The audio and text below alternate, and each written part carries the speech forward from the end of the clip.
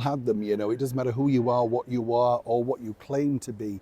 It's difficult when you have somebody above you in power that you kind of need to keep sweet, because the bottom line is you need them for your survival. But of course, as time moves on, as our late monarch famously said, things become rather shaky, rather difficult, you know, and you have to decide exactly how you're going to deal with that person.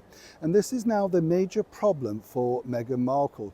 She's terrified and in equal parts absolutely enraged at exactly where she now stands with a company that allegedly she thought was going to do so much to turn her life around, and more importantly make her a global sensation that was loved around the world. Let me explain.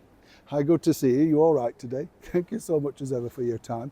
Glad you enjoyed the video recently on Queen Victoria and of course her son, the Prince of Wales, Prince Edward, later King Edward. They always fascinate me, those two, simply because I think that she was way ahead of her time and knew exactly what it took to put the monarchy together.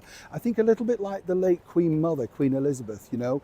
Behind the scenes, I think their sort of personalities are not reflected enough. Do you know what I mean? I think there's a lot more there. Fascinating when you look into the world of history, and particularly when you meet people who are, well, experts in royal history that I'm lucky enough to associate with.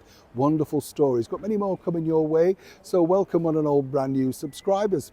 This is tricky. Do you remember when this banner was signed around, oh, you know, this is it, you know, Meghan's hit pay dirt. Now, William Morris, as I've said to you before, are incredible. You know, they're the most successful Hollywood agency, some might say, in the world. Today, it's been around so long, it's a reputable name that has looked after, in its time, all major stars, you know, and it doesn't really matter because they've been major stars in acting, music, all that sort of stuff. In today's world, we're talking influencers. Sadly, the star power is a lot more drifty, shall we say. Now, naturally, when they signed Meghan Markle, they thought, well, whichever way, you know, we have some sort of inroad to the British royal family. I could understand as a business person myself why they did it. You know, I'm not quite sure what they thought they were getting, but clearly this has been problematic. A year plus down the line, nothing's really emerged of any substance. And as a company, they cannot be making any money from Meghan Markle if, and I say this word if, she pays a retainer. I would very much doubt. The retainer is, of course, a monthly retainer back to the agency to see if they will look out for her, look after business deals, that sort of stuff. I would suggest it would be the other way around. She would get paid when they get paid, and I can't see any big deals on the table. No mega endorsements and all that sort of stuff. What she's really had is, of course, turning up at charitable events and fake tours to Nigeria and Colombia. But I've been told behind the scenes that Meghan is literally terrified of this. She's terrified that they're going to dump her. And the reason why she believes they may, of course, is not just the Hollywood Reporter, but of course the looming cooking show that's not necessarily going to be that well received.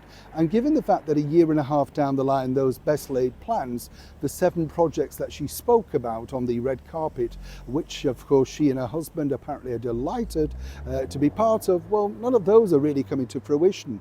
I've been told behind the scenes that Netflix binned, junked, removed, whatever you want to call it, many ideas that the duo put forward, including a dual interview series with both Harry and Meghan. How strange would that be, right? So moving forward, on a serious note, William Morris have a very delicate thing to do. Either Meghan can find another agency which she could say suits her, maybe female-led, a little bit like the story she spun when she was dumped by Spotify with Lemonada, which went nowhere, or it could simply be that they run the course and they've decided to let her explore other avenues. Don't worry, Meghan, we've all been axed, removed, dumped, whatever, from the world of celebrity. It's how you handle it that really is the key factor. Moving forward, it's very tricky times. Neil Sean in the very heart of London.